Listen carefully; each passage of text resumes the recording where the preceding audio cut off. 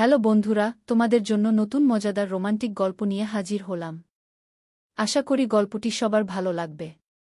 বাড়িতে আমি আর আমার শ্বশুরই থাকতাম, আর থাকত একটা চাকরানী, যে আমার সাথেই ঘুমাত। যখন আমি সকালে উঠতাম আমার পেটে কালো কালি লেগে থাকত। আমি অবাক হয়ে যেতাম যে এটা কি করে হলো। একদিন আমি আমার কাজের মেয়েটিকে ঘুমের ওষুধ খাইয়ে আমার জায়গায় তাকে শুইয়ে দিলাম, আর আমি নিজে ঘরের মধ্যে লুকিয়ে গেলাম, আর কিছুক্ষণের মধ্যেই আমি দেখলাম আমার শ্বশুর আমাকে ভেবে সেই কাজের মেয়েটির সাথে। আজও আমার পেটে ওই কালো দাগটা আছে। একভাবে ২০ দিন ধরে রোজ আমার পেটে এই দাগ নজরে আসছিল। কালো কালির এই দাগ আমাকে ভীষণ চিন্তায় ফেলে দিয়েছিল। কে ছিল সে, যে রাত্রিবেলা আমার পেটে এই দাগ লাগিয়ে দিত? আমি যখন স্নান করতাম তখন ওই দাগ হালকা হয়ে যেত। প্রথমবার যখন আমি ওই দাগ দেখেছিলাম তো ভাবলাম যে হয়তো কোথাও থেকে লেগে গিয়েছে, কিন্তু ওই দাগটাই রোজ আমার পেটে আমি দেখতে পেতাম। এবার তো আমার মনে সন্দেহ আসতে লাগল, কিন্তু আমি সন্দেহ করলেও কাকেই বা করব? আমার ঘরে আমি ছাড়া আর দুটো মানুষই তো ছিল, এক আমার শ্বশুর, দ্বিতীয় কাজের মেয়েটি, যে কিনা আমারই বয়সী ছিল। ব্যাপারটা কিছু এরকম ছিল যে আমার বিয়ের পরেই আমার বরকে বাইরে যেতে হলো, কেননা সে ওখানেই চাকরি করত। আমার শ্বশুর বাড়িতে শুধু আমার শ্বশুর ছিল, শাশুড়ির তো প্রথমেই মৃত্যু হয়ে গিয়েছিল। আর আমার বর দীপক তার মা বাবার একমাত্র ছেলে ছিল, কিন্তু চাকরি করত অন্য দেশে, আর আমাকে বলত যে তোমার ভিসা তৈরি করিয়ে তোমাকেও আমি বাইরে ডেকে নেব। আমার বরের বাইরে চলে যাওয়ার পর আমি ভীষণ উদাস থাকতাম। ঘরে একটা কাজের মেয়ে ছিল, যে দিনরাত এখানেই থাকত। না হলে তো আমি আর আমার শ্বশুর একাই ছিলাম। লোক বিভিন্ন রকম কথা যাতে না বলে, এজন্যই আমার বিয়ের কিছুদিন আগে থেকেই একটা কাজের মেয়েকে দিনরাতে থাকার জন্য রেখে নেওয়া হয়েছিল, যেসব কাজ করত আর রাত্রিরে আমার সাথে ঘুমত। সেও নিজেও যুবতী মেয়ে ছিল।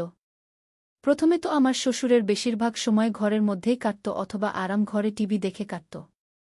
কিন্তু আরাম ঘরেও সে তখনই আসত যখন তার সকালের খাবার খাওয়ার সময় হতো অথবা কোনো দরকার হতো। আমার শ্বশুর ভীষণ অন্যরকমের মানুষ ছিল। খাবার খাওয়ার আগে হাত দুটো ১৫ মিনিট ধরে ধুয়েই যেত। তারপর বারবার হাতটাকে শুকত আর বলত, কি জানি কোনো হাতটা ঠিক করে ধোয়া হয়েছে আর কোনটা ধোয়া হয়নি। তারপর খাবার খেতে গিয়ে টিভি দেখতে দেখত। আমার সাথে সে বেশি কথা বলত না। যদি কোনো কাজ থাকত তখনই আমাকে ডাকত, না হলে আমাকে সে কখনোই ডাকত না। আমি পুরো দিন সেই কাজের মেয়েটিকে দিয়ে ঘরের কাজ করাতাম আর তার সাথে কথাও বলতাম। প্রথম ২ মাস তো আমার এভাবেই কেটে গেল। দীপকের সাথে আমার প্রতি ২ দিন অন্তর অন্তর কথা হতো। আমি প্রত্যেকবার তাকে আমার ভিসার কথা জিজ্ঞাসা করতাম, কিন্তু সে বলত যে আমি চেষ্টা করছি। যখনই আমি কাজের মেয়েটিকে আমার শ্বশুরের ঘরে পরিষ্কার করার জন্য বলতাম সে করত না। সে বলত, দিদি তুমি আমার সাথে চলো, সাহেবকে দেখে আমার খুব ভয় লাগে। বারবার সে আমাকে দিয়ে বিছানার চাদর বদলান, কখনো আবার ঝাড়ু দিতে বলে, বলে যে তুমি ঠিক করে ঘর পরিষ্কার করো না। আমি কাজের মেয়েটির কথায় হাসতে লাগলাম আর বললাম যে এটা তার একটা বাতিক। তখন কাজের মেয়েটি বলতে লাগল, না না দিদি, আমার তো ওনাকে একটু কামুক বলে মনে হয়, তার নজর খুব একটা ভালো না। তুমি কি জানো, কাল আমাকে সে বলল, এত গরম আমার ঘরে, আমি স্নান করতে যাচ্ছি, তুমি চাইলে নিজের ওড়না সরিয়ে কাজ করতে পারো। তার এই কথাটা আমার অদ্ভুত লাগল। তাকে তো আমি এই কথাটা বলে এড়িয়ে গেলাম, যে তোমাকে মেয়ে ভেবে হয়তো এরকম কথা বলে দিয়েছে। তখন কাজের মেয়েটি বলতে লাগল, বিভিন্ন বাড়িতে বিভিন্ন রকম লোকেদের সাথে কাজ করেছি, সবার নজর আমরা খুব ভালো করে জানি দিদি। তারপর সে রান্নাঘরে চলে গেল। আমি ওই কথাটা ভুলে গিয়েছিলাম, কিন্তু এবার আমার সাথে খুব অদ্ভুত ঘটনা ঘটতে থাকল। আসলে সে কে ছিল যে আমার পেটে কালো রঙের এভাবে দাগ লাগাত? আর আমি বুঝতেও পারতাম না। রাতে আমি দেরি পর্যন্ত জেগে থাকতাম। আমার কাজ করার মেয়েটি আমারই ঘরে মেঝেতে বিছানা পেতে ঘুমাত। রাত ২টো পর্যন্ত আমি জেগে থাকতাম, কিন্তু তারপর আমার ঘুম পেয়ে যেত। পুরো দিন ঘরের কাজে লেগে থেকে আমি পুরো রাত জেগে থাকতে পারতাম না। একবার যখন আমি আমার শ্বশুরের ঘরে তাকে চা দিতে গেলাম তো আমার হুঁশ উড়ে গিয়েছিল। সে কালো রঙের কালি আঙুলে লাগিয়ে পরিষ্কার কাগজে লম্বা চওড়া করে দাগ কাটছিল।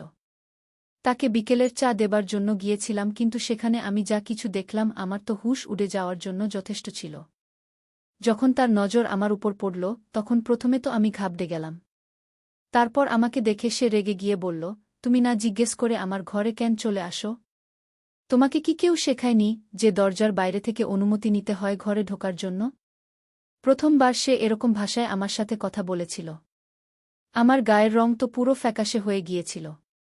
আমি পিছিয়ে এলাম খানিকটা, তারপর সোজা নিজের ঘরে চলে এলাম। আমার হৃদয় তো এত জোরে জোরে স্পন্দিত হচ্ছিল যেন বাইরে বেরিয়ে আসবে। আমার পেটে লাগা কালো দাগ আমার মাথার মধ্যে ঘুরতে লাগল। তাহলে কি এই দাগটা আমার শ্বশুর? এই চিন্তা আমার মাথায় আসার সাথে সাথে আমি কেঁপে উঠলাম। এটা অদ্ভুত একটা ঘটনা ছিল। আমি ভাবলেই যেন আমার কিরকম একটা অনুভূতি হল। প্রথমে তো এই কথাটা মেনে নিতে আমার মন বারবার মানা করছিল, কিন্তু একটা না বদলে যাওয়া সত্যি হল এই যে আমার পেটে এই দাগটা হতেই থাকত, আর আমার শ্বশুরও সেই রঙের কালি সাদা কাগজে নিয়ে আঁকিবুকি কাটত। একবার আমি আমার ঘর থেকে বেরিয়ে রান্নাঘরে গেলাম, তখন আমার শ্বশুর কাজের মেয়েটির একদম পেছনে দাঁড়িয়েছিল। মেয়েটি খুব মন দিয়ে বাসন ধুচ্ছিল, আর শ্বশুর এতটা তার কাছে এসে গিয়েছিল যে হয়তো কয়েক ইঞ্চিরই দূরত্ব ছিল। আমার এই ব্যাপারটা খুব অদ্ভুত লেগেছিল। এর মানে ওই কাজের মেয়েটি কি সেদিন ঠিকই বলছিল যে আমার শ্বশুরের নজর আর তার মানসিকতা ঠিক নয়? আমি রান্নাঘরে চলে গেলাম আর আমি আমার শ্বশুরকে বললাম যে, বাবা, আপনি এখানে কি করছেন? কারণ আমি আজকের আগে কখনো তাকে রান্নাঘরে দেখিনি। সে আমার আওয়াজে খুব বাজেভাবে ঘাবড়ে গেল। আমাকে রান্নাঘরে দেখে একটু অন্যরকম মনে হলো তাকে। আমার আওয়াজ শুনে কাজের মেয়েটা আমার দিকে তাকাল। বোধহয় আমার শ্বশুরের আসার ব্যাপারটা সে খেয়াল করেনি। বাবা অদ্ভুত নজরে আমাদের দুজনের দিকে তাকিয়ে রইল। আমি কাজের মেয়েটির চোখের দিকে তাকালাম আর শ্বশুরকে রান্নাঘরে আসার কারণ জিজ্ঞাসা করতে লাগলাম।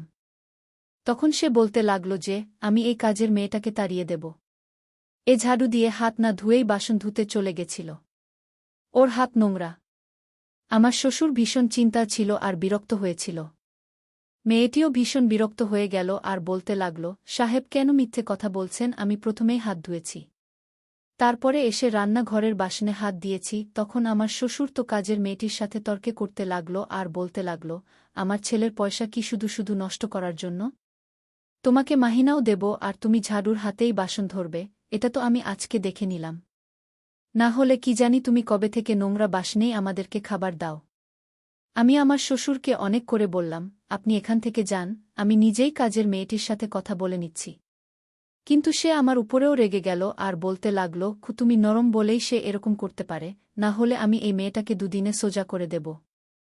আমার ছেলে বাইরের দেশে গিয়ে না জানি কিভাবে নিজেকে চালিয়ে ঘরে টাকা পাঠায়, আর এই মেয়েটা আমাকে বাজে নোংরা বাসনে খেতে দেয়। আজ থেকে তুমি আমার বাসন ধোবে। আমি এই মেয়েটার হাতে বাসন দেখলে ওকে ঘর থেকে ধাক্কা দিয়ে বের করে দেব।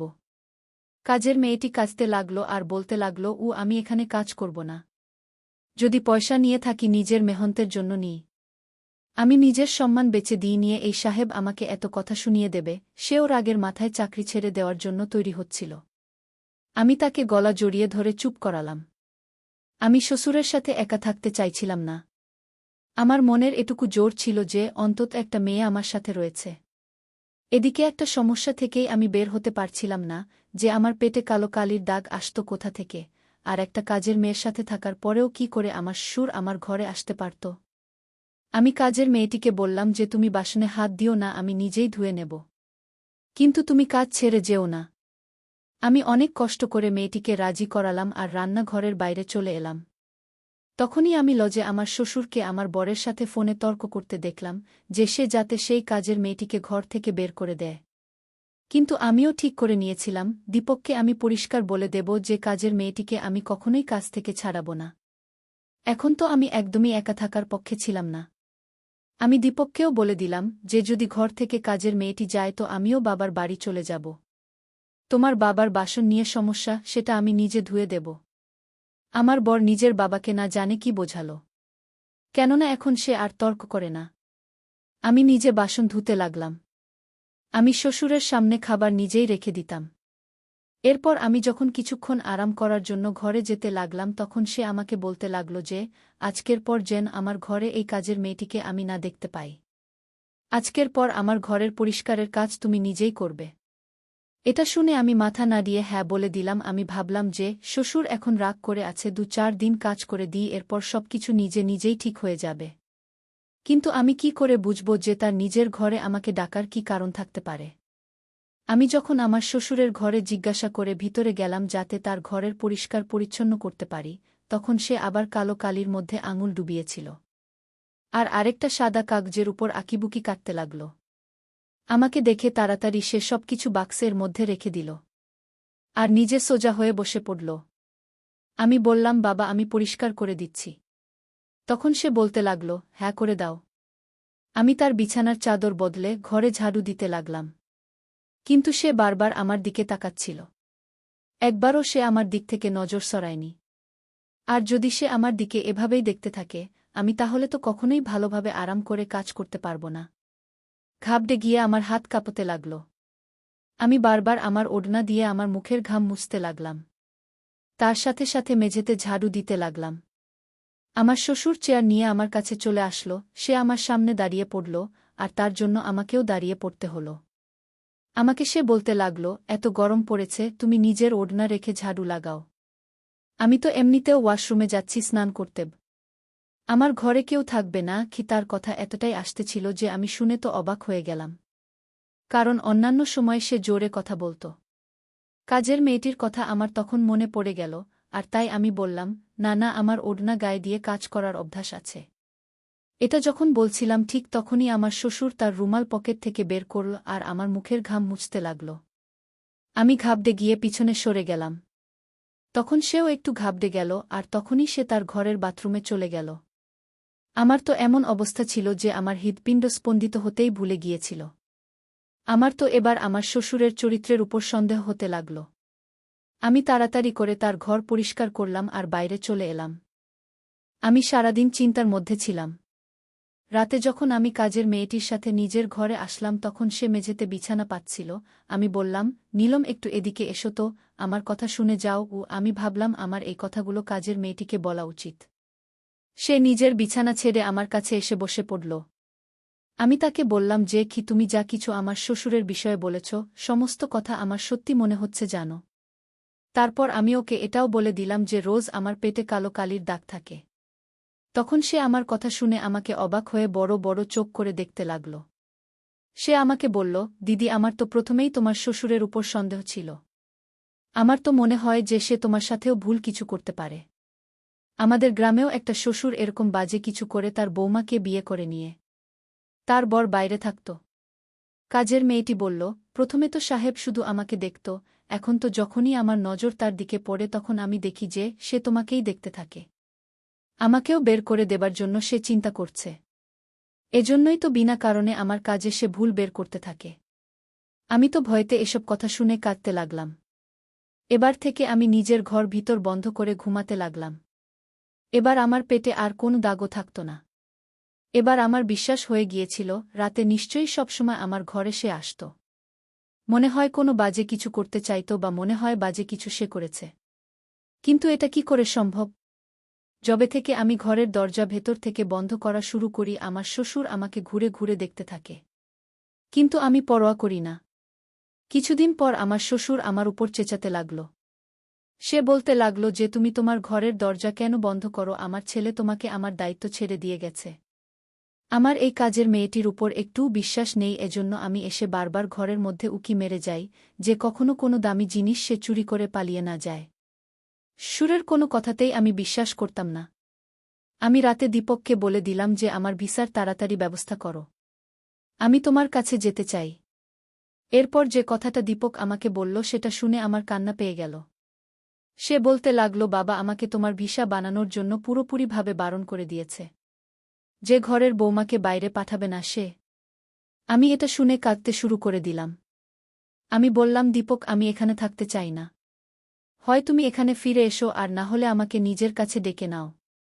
সে বলতে লাগল, ব্যাস 1 বছরের তো ব্যাপার, আমি চলেই আসব। তুমি ব্যাস এই একটা বছর থেকে যাও। আমি এই কথাটাতেও রাজি হলাম না।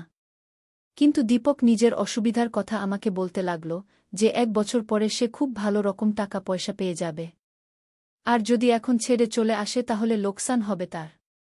শ্বশুরকে দেখেই আমার বিরক্ত লাগতে লাগল। আমি তো নিজের ইচ্ছায় নিঃশ্বাস প্রশ্বাসও নিতে পারতাম না। যেই আমি দরজা বন্ধ করতাম সে চেঁচাতে লাগত। সমস্ত কাজের দায়িত্ব কাজের মেয়েটির বদলে সে আমার উপর ছেড়ে দিয়েছিল। যে অসুবিধার মধ্য দিয়ে আমি যাচ্ছিলাম সেটা একমাত্র আমিই জানতাম। এবার তো সে প্রত্যেকটা কথাতেই আমাকে টুকতে লাগল। আমি যদি নিজের ঘরে দুপুরবেলা আরাম করতে যেতাম তখন সে হাঙ্গামা শুরু করে দিত, তোমার আমার প্রতি তো কোনো দায়িত্বই নেই। তুমি তো আমার চিন্তাই করো না। আমাকে খাবার দিয়ে বোঝাও যে তুমি আমার দায়িত্ব পালন করছ। আমি দীপককে বলবো, তোমার বিরুদ্ধে অভিযোগ করব। আমি তার রোজ রোজ এরকম ব্যবহারে বিরক্ত হয়ে গিয়েছিলাম। আমি তাকে বললাম যে, আপনি বলুন, আমার থেকে আপনি কি কাজ চাইছেন? কি কাজ করতে হবে? আমি আপনার ঘর নিজেই তো পরিষ্কার করে দিই। আপনার সমস্ত কাজ করে দিই। খাবার, চা সবকিছু সময়ের মধ্যে দিয়ে দিই। এছাড়া আর আমার কি দায়িত্ব আছে? তখন সে বলতে লাগল যে, তুমি আমার কাছে বসে আমার সাথে কথা বলো না। আমাকে সময় দাও না। এটা আমার পক্ষে কঠিন ছিল। আমি তার সাথে বসে কি কথা বলবো? তার তো এটা নিজেরই ভাবা উচিত ছিল। না তার কোনো বন্ধু ছিল, আর না সে ঘরের বাইরে যেত বা তার কোনো বন্ধু ঘরে আসত। গ্রামেও তার কঠিন কথাবার্তা আর আচরণের চর্চা ছিল। লোক তার সাথে কথা বলতেও ভয় পেত। এইবার আমি কি করলাম, তার কথাতে পুরোপুরি বারণ করে দিলাম। আমি বললাম যে, তোমার যদি আমার বিরুদ্ধে অভিযোগ করার থাকে শখ করে করে নিন। কিন্তু আমি আপনার সাথে বসে কথা বলতে পারব না। একটা বউ হওয়ার কারণে আমার যা যা করার আমি সে সমস্ত কর্তব্যই করি। এর থেকে বেশি আপনি আমার থেকে কোনো আশা না রাখলেই ভালো হবে। এই কথাগুলো শুনেই সে রাগে চিৎকার করে উঠল। কিন্তু আমাকে কিছুই বলতে পারল না। আর নিজের ঘরে চলে গেল। কাজের মেয়েটিও সেখানে দাঁড়িয়ে দাঁড়িয়ে সমস্ত কথা শুনছিল। সে বলতে লাগল, দিদি, তুমি একদম ঠিক করেছ। তুমি কি সাহেবের বউ নাকি যে তুমি ঘণ্টার পর ঘণ্টা তার সাথে কথা বলবে? কাজের মেয়েটির কথা আমার কাছে ঠিক মনে হল।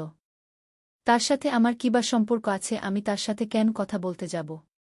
আমি ভাবলাম ভালোই হলো সে আমার প্রতি রাগ করেছে। অন্ততপক্ষে আমাকে বিরক্ত করবে না। কিন্তু যেটা আমার সাথে রাত্তিরে হলো তাতে আমি ভীষণ ভয় পেয়ে গেলাম। সকালবেলা আমার পেটে আবার কালো রঙের দাগ লেগেছিল। কাজের মেয়েটি এখনো পর্যন্ত শুয়ে ঘুমাচ্ছিল।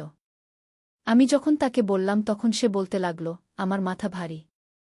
আমার ঘুম পাচ্ছে। রাতভর আমার হুঁশ ছিল না যে আমি কোথায় ঘুমিয়েছি।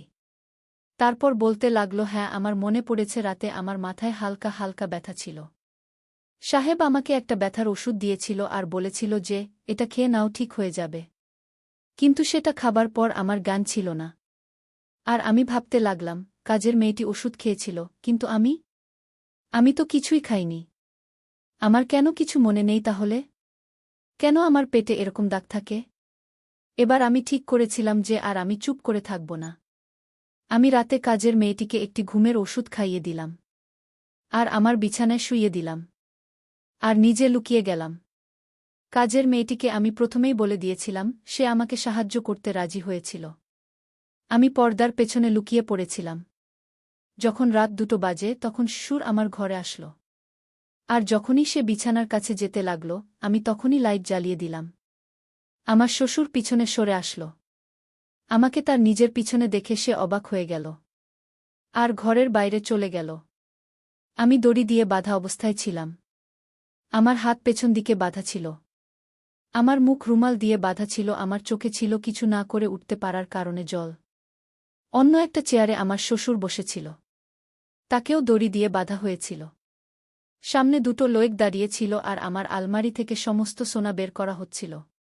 ওই কাজের মেয়েটি ওদের সাথে দাঁড়িয়েছিল। সে বলতে লাগল, এই সমস্ত খেলা ওই মেয়েটির রচনা করা। সে তার দেশে কবেই সমস্ত জিনিসপত্র নিয়ে চলে যেতে পারত, শুধুমাত্র আমার ভরসা জিততে চেয়েছিল সে জেনে শুনেই আমার মনের মধ্যে আমার শ্বশুরের বিরুদ্ধে সন্দেহ ভরতে থাকত। আমার পেটের দাগ সে নিজেই করত আর আমার শ্বশুরের কাছে আমার বিরুদ্ধে কথা লাগাত যে, তোমার বৌমা ভালো নয়। তোমাকে সময় দিতে সে রাজি হয় না। সে তোমার কোনো কথাও শোনে না। সে খুব ভালো করেই জানত যে আমার শ্বশুর একটু সন্দেহবাতিকগ্রস্ত। এজন্যই সে তার সামনে ইচ্ছা করে ঝাড়ুর হাতেই বাসন মাজতে শুরু করে দিত। সে চাইছিল আমরা শ্বশুর বৌমা ঝামেলার মধ্যে জড়াই আর সে নিজের কাজ করে নেয়। যখন আমি ওকে নিজের প্ল্যান বললাম তখন সে নিজের 2 লোককে ডেকে নিল। মেয়েটি কোনো ঘুমের ওষুধ খায়নি। সে আমাকে আর আমার শ্বশুরকে একই ঘরের মধ্যে জড়ো করতে চেয়েছিল। এবং রাতে সে আমার শ্বশুরকে বলেছিল কি, তোমার পুত্রবধূ রাতে আমাকে তার জায়গায় ঘুমাতে দিয়ে কারো সাথে দেখা করতে চায়। বিশ্বাস না হলে রাতে তার ঘরে এসে দেখে নেবে। এজন্যই রাতে শ্বশুর আমার ঘরে আসে। আর বোঝার চেষ্টা করে আমার বিছানার কাছে এসে যে তাহলে বিছানায় শুয়ে কে আছে। তখনই আমি লাইট জ্বালিয়ে দিয়েছিলাম। আমাকে দেখে সে আবার নিজের ঘরে যেতে লাগল। তখন দরজায় সেই দুটো লোক দাঁড়িয়েছিল, যাদের হাতে খুব ধার দেওয়া ছুরি ছিল। এই লোক দুটো ঘরে ঢোকার সাথে সাথেই কাজের মেয়েটি উঠে দাঁড়িয়ে পড়ল। আমরা শ্বশুর আর বৌমা দড়ি দিয়ে বাঁধা অবস্থায় ছিলাম। আর তারা সবকিছু চুরি করতে লাগল আমাদের সামনেই। এমন সময় হঠাৎ করে সেই রাতেই আমাদের সারপ্রাইজ দিতে দীপক বাড়ি চলে আসল। সে যেই না ঘরে পৌঁছাল, ঘরের মেইন গেট খোলা ছিল দেখে সে একটু ভয় পেয়ে গিয়েছিল। যখন সে ভিতরে আসলো তখন দুটো লোকের আওয়াজ শুনতে পেয়ে বুঝতে পারল যে কোনো চোর ঘরের মধ্যে ঢুকে গেছে। তখন সে ঘাবড়ে গিয়ে শ্বশুরের ঘরে ঢুকে পুলিশকে ফোন করে দিয়েছিল। কিছুক্ষণের মধ্যেই পুলিশ এসে পৌঁছল আর আমরা খুব বড় ঝড়ের হাত থেকে বেঁচে গিয়েছিলাম। আমার শ্বশুর এরপর দীপককে অন্য শহরে যেতে বারণ করে দিল যে আমরা কম পয়সায় ঠিক চালিয়ে নেব, কিন্তু কোনো কাজের মেয়েকে দিনরাত নিজের ঘরে রাখব না। তারা ঘরের অনুপ্রবেশকারী হয় আর সুযোগ পেলেই তাদের নিজের কাজ সেরে নেয়া। আমার বিয়ের 5 বছর হয়ে গেছে। আমার 2টি সন্তান আছে। তবে ঘরের সব কাজ আমি নিজেই করি। এমনকি আমার স্বামী একজন কাজের মেয়েকে ঘরের কাজে রাখতে চাইলেও আমি তা সরাসরি বারণ করি। এটি ছিল আজকের গল্প। আশা করি সবার ভালো লেগেছে। তো সবাই চ্যানেলটিকে একটি সাবস্ক্রাইব করে দিয়েন। ধন্যবাদ।